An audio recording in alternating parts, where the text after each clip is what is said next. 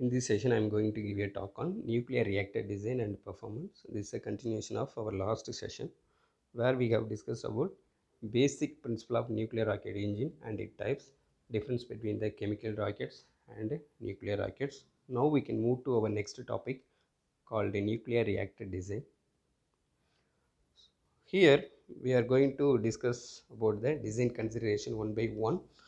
If you want to design the any nuclear reactor, so we should have knowledge on aerospace as well as the uh, nuclear physics. So without nuclear physics, designing the nuclear rocket is impossible, because we should know basic things about the nuclear reactor, what is happening inside the nuclear reactors. Particularly if you take any atom, okay, it will be having nucleus at the center. If you take the nucleus, okay, it is a combination of proton and neutron. So outside the nucleus there is a orbit. So in the orbit electrons are revolving. Okay, so this is what you can observe from any atom. Okay, so here basically we are taking uranium 235 as a fuel. So if you take the uranium 235, we have the what is the number of proton and neutron. Okay, proton we have the 92, and what is the sum of proton and neutron, we have the 235. So what we are going to do, so we are using one free neutron to make uh, collide with the our uranium 235. When it is colliding with uranium 235, it will be split into two elements. One is called krypton and barium. So during the reaction it will be releasing three free neutron. So that three free neutron also fast moving neutron. So if you want to continue the reaction, we need to have a slow moving reactor. That's why we are using the component called moderator and control drums. Okay, moderator mainly useful to slow down the neutrons, and control drums, so where one particular portion called Poisson, it will observe the neutron. So during the reaction it will be releasing the three neutron. So two neutrons will be observed by the Poisson and one neutron will be reflected by the reflector. So the next reaction will happen inside the nuclear reactor. And how we are keeping the fuel elements here, so we have the fuel elements, you can see that the red, where we have number of small cylindrical tubes. Okay, we are keeping it the longitudinal direction, and the control drums will be rotating, that will be control the chain reactions. And if you are fully inserting the control drums, you can shut down the reaction also. So here we are using the hydrogen as a propellant to cool the whole nuclear reactors, and as well as it will be useful for propulsion.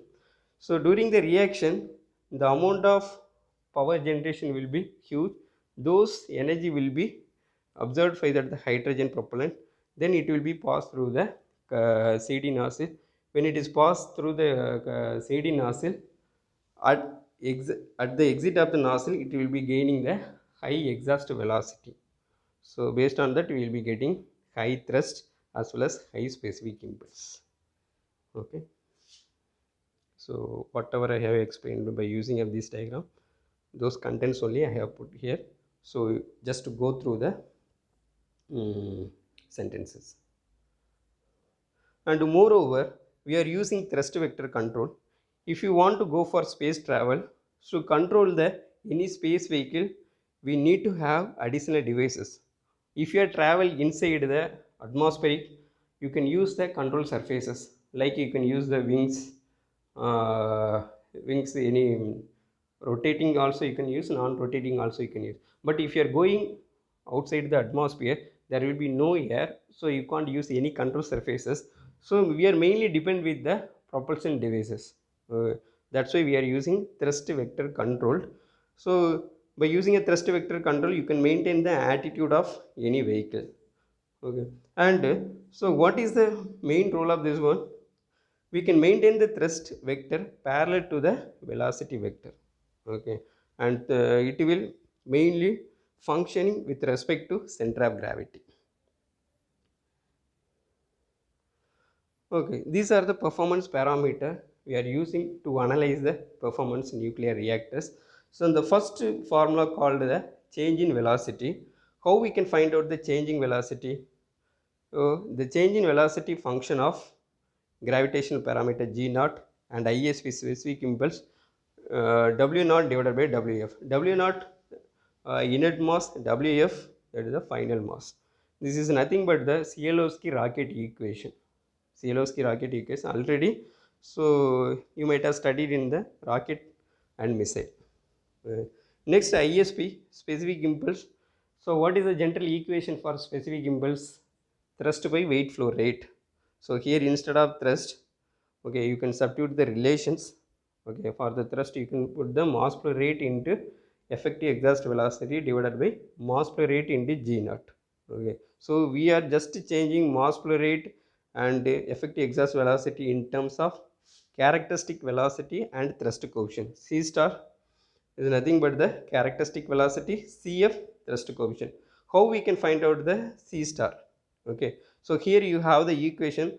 How we can get the equation? You can refer the rocket propulsion element textbook. So there we have the second chapter or the third chapter. You can see these relations and how we can get mean. So normally same Mach number equal to V by A. So from the relation you can get this equation and you can use the energy equation for the nozzle. So T naught by T equal to 1 plus gamma minus 1 divided by 2 m square. Okay, this equation also you can use. By using of this equation you can get the C star equation. And here the C star equation you can see one term called that the m, that is not the Mach number, that is called the molecular weight. Okay, so molecular weight for the propellant mean, so if you are using the hydrogen mean, what is the molecular weight? That is a, if you are using that the H2 mean, it is a 2. Sorry, molecular weight will be 1 for the hydrogen. And next thrust coefficient. Thrust coefficient, how we can calculate mean, first we need to develop the thrust equation for nuclear rocket engine. The general thrust will be sum of momentum thrust and pressure thrust. Okay, so if you make the relation, then if you are substituting the relation from the C star ISP, you will be getting the CF. So CF, how we can define the CF? CF equal to thrust divided by P naught into A star. So P naught will be the chamber pressure, A star is the throat area. Okay. Finally, we have the ISPE, that is the net specific impulse. So here we have the different flow rate. W dot T mean that is a flow rate from the turbine.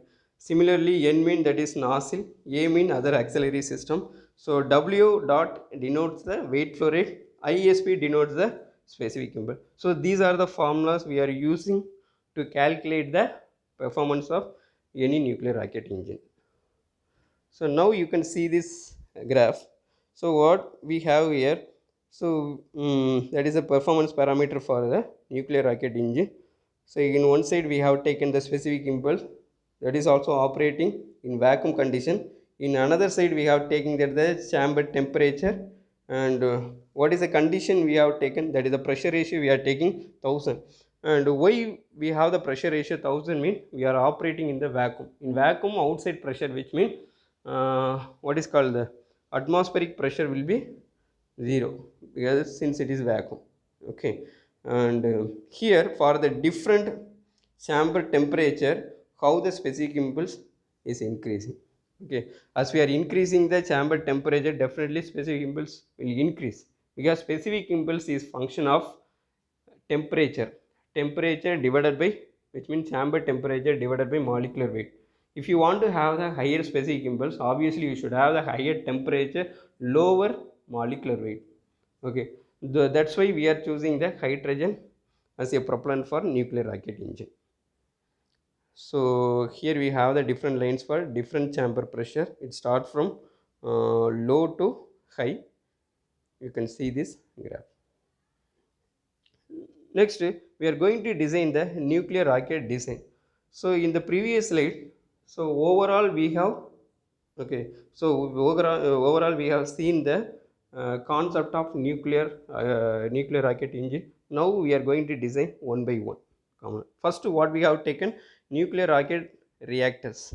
So if you want to design the nuclear rocket reactors, So we need to concentrate on the three components, that is called that the reflector, moderator, reactor cores, and you can include the control rods also. So usually we are using the usually we are taking uranium or plutonium as a fuel to self-sustaining chain fission reaction. Okay, so once we initiating the reaction, after that you no need to initiate reaction, then it will be self-sustaining. That is called a chain reaction, and where we are controlling number of neutron released by the reaction. So during the each reaction, there are three neutron will be released, but we are allowing only one neutron for next reaction. The source of energy in such a system is the excess binding of energy of the fissionable material.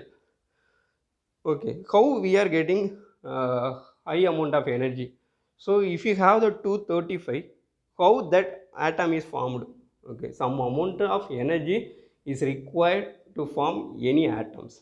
Okay, that's why what we are doing. So we are allowing one free neutron to collide with uranium 235, then it will form the uranium 236, then it will be split into two elements, that is krypton and barium, and releasing the three neutron also. So during when we are splitting one high mass element, it will be releasing high amount of energy. So that is the principle behind of this technology. And here how the reaction is initiated. So initially we need the one slow moving neutron by the fissionable atom. And how it is self sustaining, that's why we are using the control rods. The control rods where we have the observer, that observer will observe the two neutron, and the reflector will reflect the one neutron for next reaction. Okay, and the heat released by the fission reaction must be removed at the desired temperature. So this is very important for any nuclear reactor, because if you are making the nuclear reactor mean, so we need the higher temperature material. So all material having some critical limit. So if it is reaching beyond the critical limit, the material will fail. So we should not allow the things beyond the limit. So that's why we are limiting here.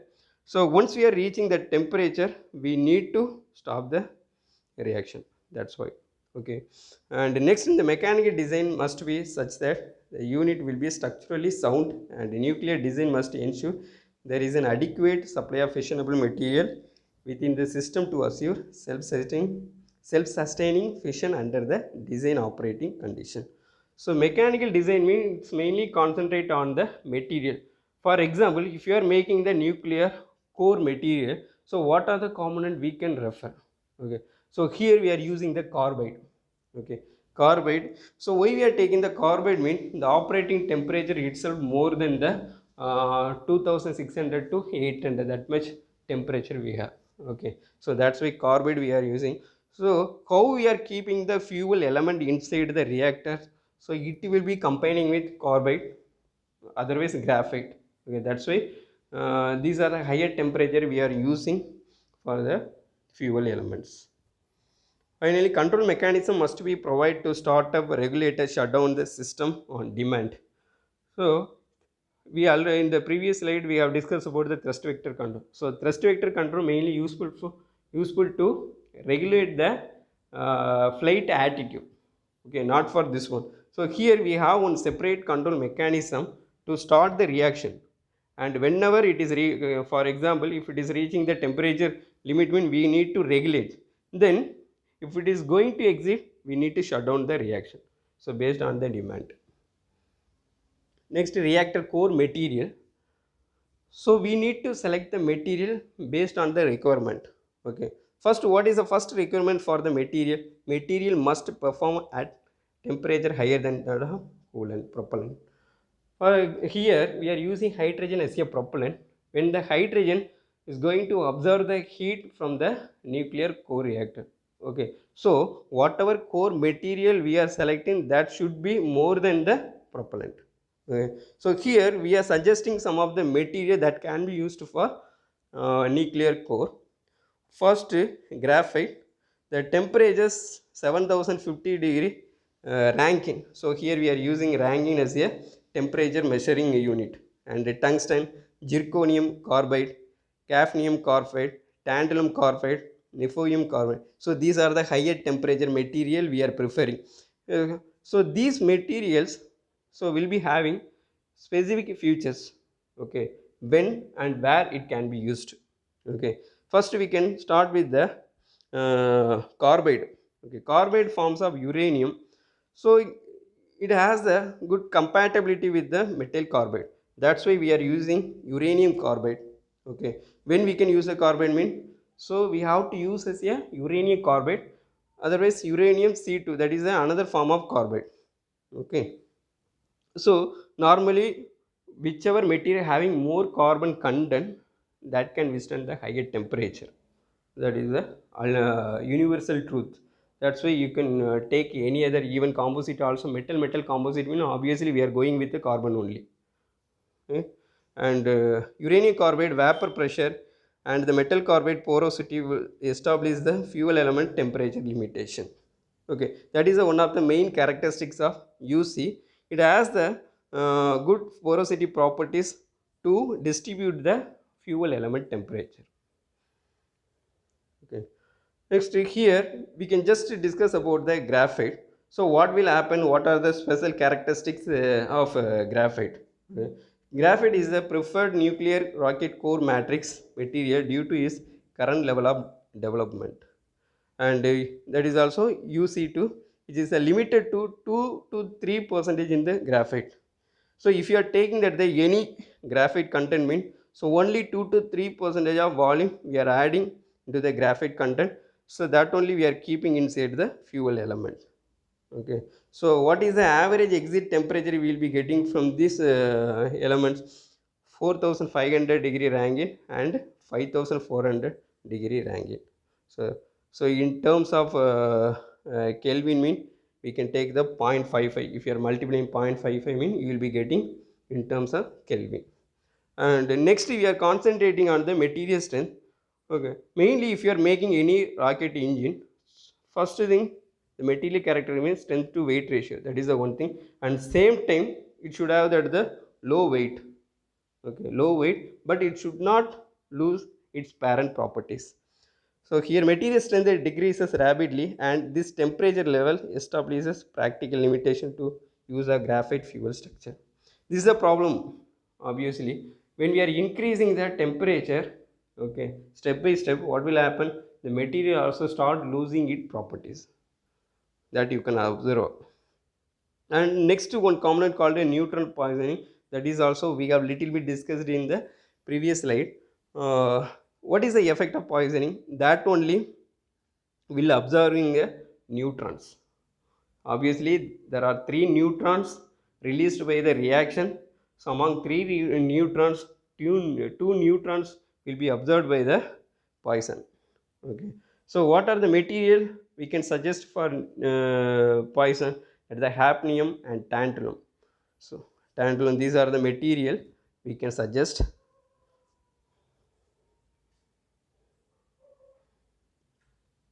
And next we are checking the what is the chemical compatibility. So why we need to check all those things? If you are selecting one material for nuclear reactor, so what will be the, okay, mechanically whether it is strong or not, or chemically or nuclearly. So in all the aspect we need to check the compatibility of this material. When we are considering that the chemical compatibility of this reactor core with the hydrogen coolant, okay, for the material selection, this is the one of the material selection criteria we are following. And hydrogen and graphite react rapidly to form the methane, so that is also important. So whatever material we are using for nuclear core, and same time how it is react with the propellants. If it is forming any other unwanted gases, we should not select those material for core making. So that's why we are observing from this point.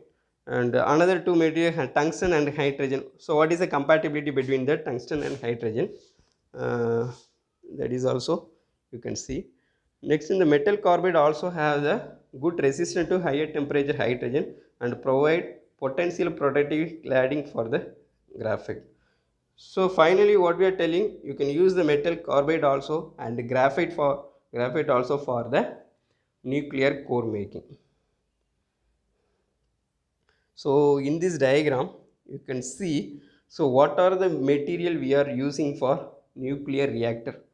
Okay, nuclear reactor. So the same material only we are using for nuclear rocket engine also. So here we have one primary circuit and secondary circuit. The primary circuit where you can see the material using for nuclear reactors, and secondary circuit mean power plant. So after you are executing the energy, so it will be transmitted to steam, and from the steam how we are extracting that the electrical energy. For example, you can see that the for the control rod we are using that the SS class, and mainly we are using boron carbide for the control rod. Okay, the control rod is nothing but the rotating element. In one side it will be having poison, that is nothing but the observer. In another side we will be having kind of reflectant also. So here we are mainly suggesting boron carbide, and core structures we are using stainless steels 304. Why we are choosing this kind of the material mean for the higher temperature limit, and fuel cladding also zirconium alloys we are using. Fuel we here we are what fuel we are using mean uranium oxide we are using. And you can check out all the material just to go through the basic material properties, whatever material we are using for this nuclear reactor.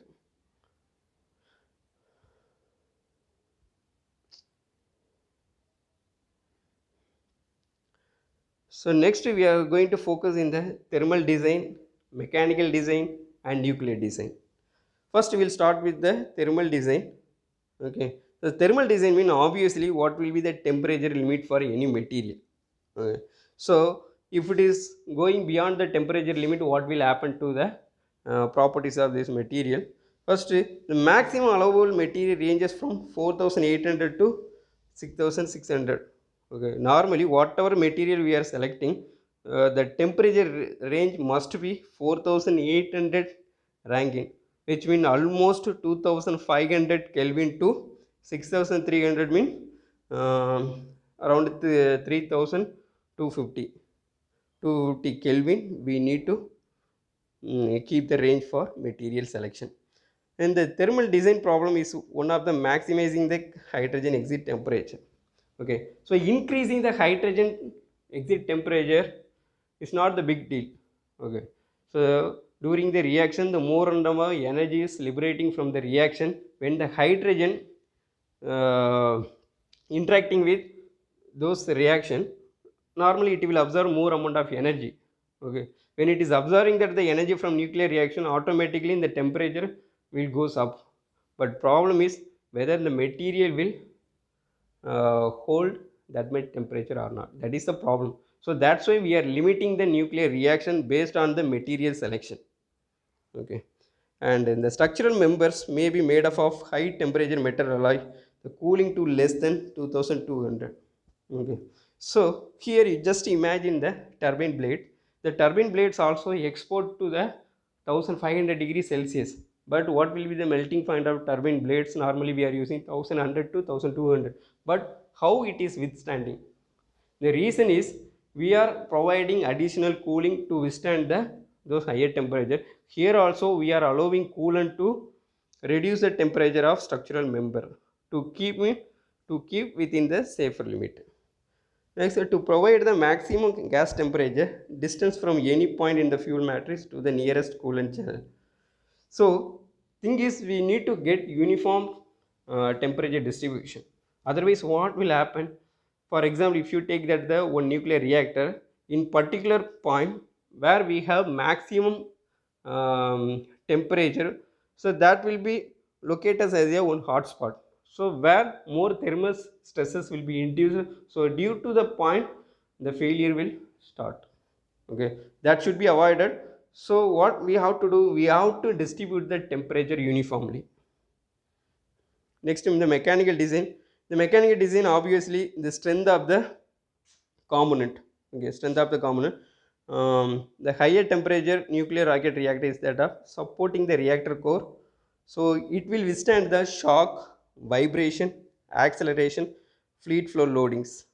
How shock will occur? Shock normally whenever the fluids are interacting, otherwise two pressure regions are interacting. Okay, one is a higher pressure region, another one is the lower pressure region. If two pressure regions are interacting, obviously the shock will be induced. Okay, otherwise in the nozzle portion you can see the shock wave movement. Okay, so these are the location where you can see the shock. Then vibration is nothing but that is unsteady. So normally with respect to time, so whatever oscillation induced inside the engine that will be propagating mean it will lead to vibration. And next, that is related to material property also. For any other material we are selecting for the core material or any other component, it will be having one natural frequency. When the natural frequency matched with forced frequency, automatically the amplitude will be generated, that is called the resonance. So due to resonance there is a form of huge vibration that should be avoided by having proper mechanical design. Then acceleration normally if you have one side acceleration that will be fine. For example, if you have longitudinal flow mean along the longitudinal side if you have acceleration there is no problem. But if you have acceleration in the lateral direction, that will create the what is called the spin to the rocket. So that also we need to take care. And next, fluid flow loading. Fluid flow normally after burning it has to generate the gases. Along the gases any liquid droplet is coming in, that is called the multi-phase flow. So due to multi-phase flow the huge problem will come. Thing is you will not be getting proper specific impulse. Okay, that should be avoided. And a flutter type vibration resulting from coolant flow phenomena. So not only from the hot gases, from the coolant side also we have the problem in the flutter. How mean for example if you are taking the propellant tank where we are having hydrogen. As hydrogen is consuming, what will happen, there is a sloshing. So due to the sloshing it will be lead to flutter also. So these are the things we need to consider in the mechanical design area. Then nuclear design. So in the nuclear design side particularly we need to concentrate on reactors. So inside the reactor only we have nuclear reaction. So both thermal and structural requirements, okay, impose constraint on the nuclear design. So what are the thermal structural requirement? Thermal side mean the higher temperature, that is a one main problem. And another one is what is called the structural requirement mean that is a weight, that is a one weight is a one penalty. If you are keep on increasing the weight, what will happen, that will be increasing the inert masses also. So that is not good for the any rocket engines, right? And additionally in the nuclear design we are concentrating on that the observer, that is very important for any nuclear rocket engine. Thing is that observer only observing the two free neutrons. Okay, otherwise the chain reaction will be executed, so you can't even control any chain reaction which is happening inside the nuclear reactors. Okay, and by rotating drum and reflector also there, reflector used to reflect the neutron.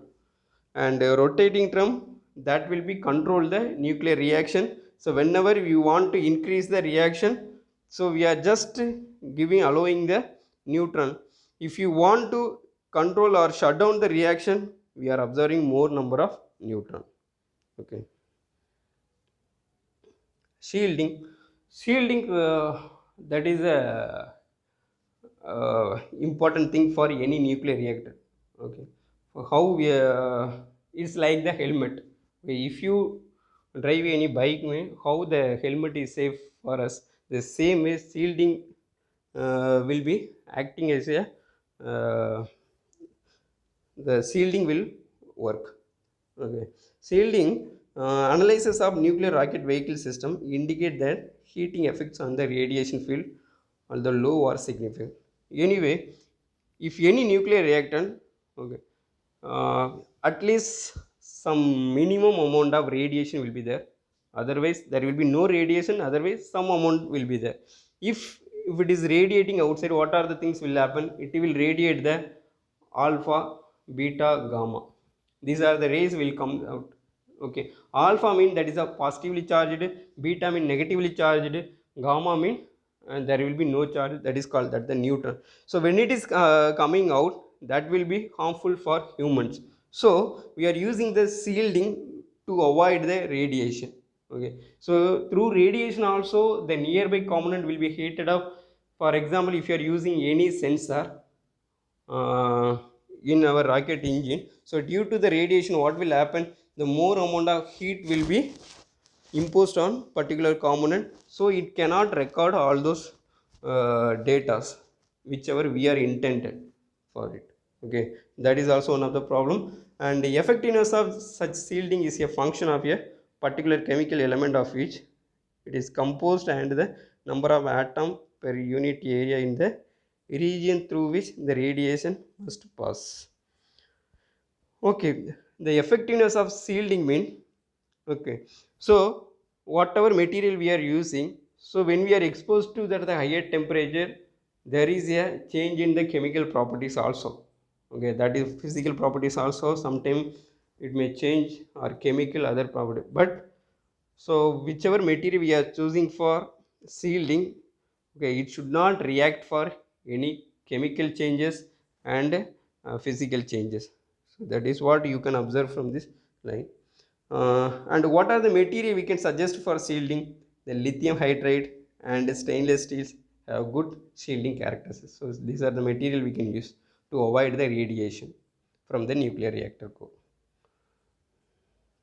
Next, nuclear rocket nozzle design consideration.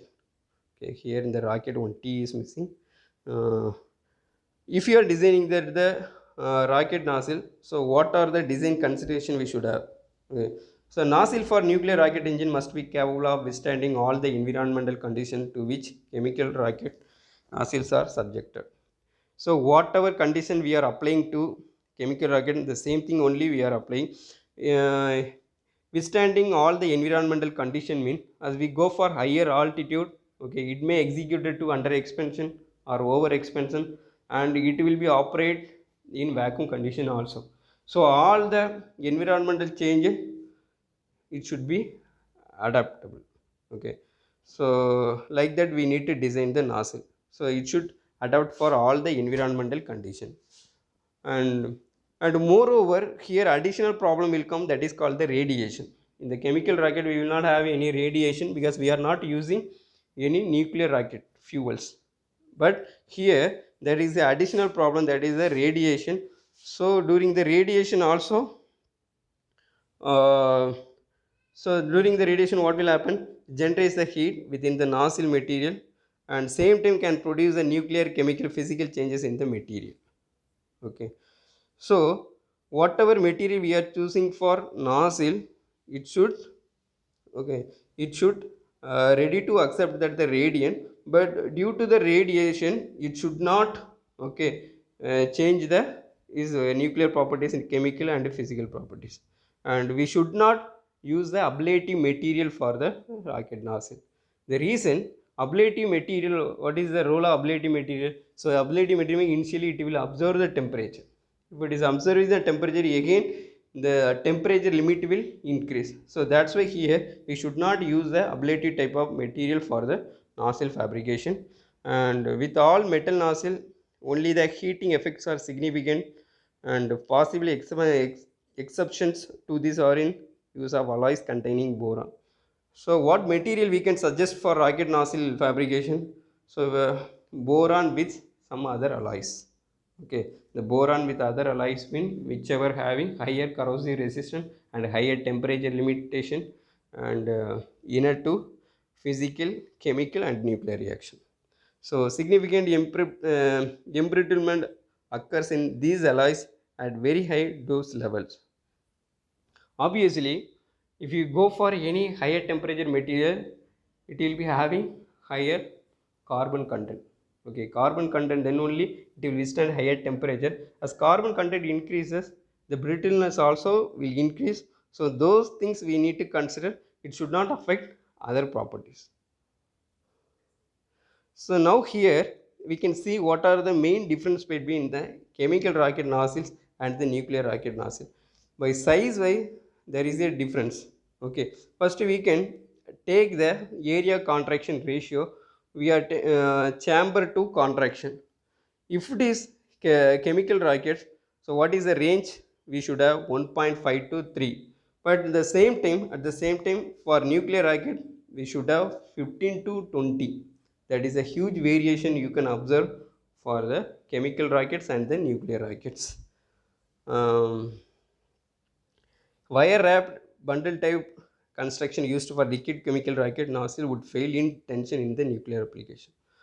So in the nuclear rocket propulsion we are using wire wrapped tube or bundle type of construction. The same thing if you are using for nuclear purpose, what will happen? Due to tension it will fail. Okay, so we need to provide the additional strength for this component. Normally we are using this type of the configuration using for nuclear rocket.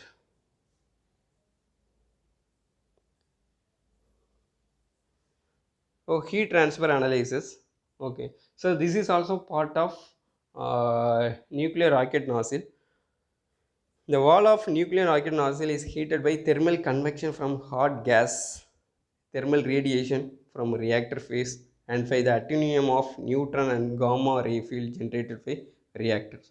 So the thing is, there are the three ways the material will receive the heat. The one, convection from gas to metal, that is a convection, and radiation obviously there is a nuclear reaction, so through radiation also it will give the heat. And next one, attenuation of the neutron and gamma ray field. Okay, attenuation mean, so during the reaction there is a release of neutron, fast moving neutron also there, the gamma ray also there. So these also will be generating some amount of heat that will be transferred to rocket nozzle walls. Okay, and we are cooling this rocket nozzle wall by cold propellant uh, prior to its entry into the reactor. Okay, so that's, we can see in the nuclear rocket engine diagram where we are using hydrogen propellant to cool the rocket nozzle walls. There is also limited cooling due to the thermal radiation or by convection to any local atmosphere. So this is also one kind of heat transfer. Normally when the heat transfer will happen, if you have two temperature gradient, like if you have nozzle as a higher temperature region, outside atmosphere considering as a lower temperature region, automatically the heat transfer will happen. Okay, that is called the convection. We can say convection or radiation. So in any two form we are transferring the heat to the atmosphere. So three sources of uncertainty exist in the heat transfer analysis of this nozzle. Okay, there are the three uncertainty heat transfer. The first one is at the in the thick metal section, which means that is the heat flux, rate of heat generation caused by that the caused by nuclear radiation. Okay, so due to the radiation, how these metal sections are receiving the heat, okay, that is the first problem. And another two, convective heat transfer coefficient.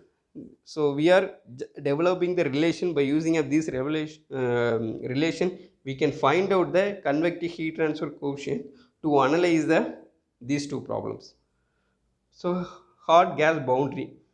Okay, so boundary mean it is nothing but the boundary layer. So normally all the viscous fluids will form the boundary layer on any surfaces. Okay, so here we are using the real fluid only. Whichever fluid we have, all are the real fluid. There is no ideal fluid exist, but we are studying the ideal fluid for the analysis purpose. Okay, when we are using real fluid, it will form the boundary layer on any surface. So hot gas boundary means, so when the hot gas is coming out from the uh, the reactor side, what will happen? We have the CD nozzle. When it passing through that the CD nozzle, the CD nozzle walls, over the CD nozzle walls you can see the small amount of boundary layer. Okay, so how we can find out the heat transfer coefficient for those cases? We are using the formula called Nusselt number equal to HT divided by K. So equal to capital K into function of Reynolds number and Prandtl number. So what is the Nusselt number? So Nusselt number relating convective heat transfer coefficient divided by conductive heat transfer coefficient. Okay, so when we are developing this relation, so it will be giving one constant, that constant called K, and function of Reynolds number and Prandtl number. Prandtl numbers will relate the momentum viscosity divided momentum diffusivity divided by thermal diffusivity. And when we are considering the turbulent flow, x equal to 0.8 we are taking, and y we are taking 1 by 3 or 0.4. So x mean along the longitudinal direction, which mean around 0.8 where you can see the turbulent flow starts, and y mean that is a boundary layer thickness. So till the layer we are considering that the hot gas effects. Okay, and later this develop the equation developed and simplified by Potts, and he is giving one equation after finding the constant, that is h equal to 0.26 and Cp specific heat, okay, G power 0.8 divided by PR F 2 by 3 mu F divided by D T infinity divided by TF. TF, that is nothing but the film temperature, T infinity, that is the free stream temperature, mu mean that is a viscosity, dynamic viscosity, F friction factor, D hydraulic diameter. So all those heat transfer um, heat transfer contents. So if you are considering that the flat plate, so they are conducted the one test in Nerva. Okay, so we are getting the equation h equal to 0.295, same Cp Fg power 0.8, Prandtl number mu F. Okay, so these are the equations we are getting. So next, cold gas boundary. So the bound layer will be formed by all the real fluid. So how hot gases forming the bound layer, in the same way the cold also will form the bound layer. So cold mean we are using the hydrogen propellant as a coolant. So when the propellant is passing, where you can see the bound layer, that is called the cold gas boundary. Okay, for that we are making the equation hc equal to 0.28 kp divided by t, and Reynolds number power 0.8, Prandtl number 0.4, Tw, that is nothing but the wall temperature, Tb is that the bulk temperature. Okay, Kb is the coefficients. So till now we have discussed about the all the design and performance of nuclear rocket engine. In component wise also we have discussed, and we have seen around 4 or 5 formulas which is useful to find out the performance of any nuclear rocket engine. So all the contents I have referred by using of theory and design jet rocket nuclear ion and electrical propulsion by LOH WHT. So you can use this book for the nuclear rocket engine as well as for next 5th unit also. And some of the relations I have taken from rocket propulsion element by George V. Suttons. Okay. So in the first book, which is not given in the syllabus, but the textbook only, we can see all the topic whichever given in our syllabus. So refer that book. So you can download from LiveGen, and particularly you can go to page number 359 where the nuclear propulsion start. Okay. Thank you. So in the next class we can discuss about the controls, how we can control the reaction, regulation and shutdown, and radioisotope propulsion, that is another part of nuclear propulsion. So till now we have discussed about nuclear fission propulsion. Okay, nuclear fission propulsion, which means we are splitting high mass element. Next what we are doing mean, so we have the isotopes. So when the isotope start decaying, it will be liberating the energy. So we are utilizing those energy to heat the propellants. Okay, thank you. If you have any doubts, you can send a message, or any other way you can just contact me, clarify your doubts.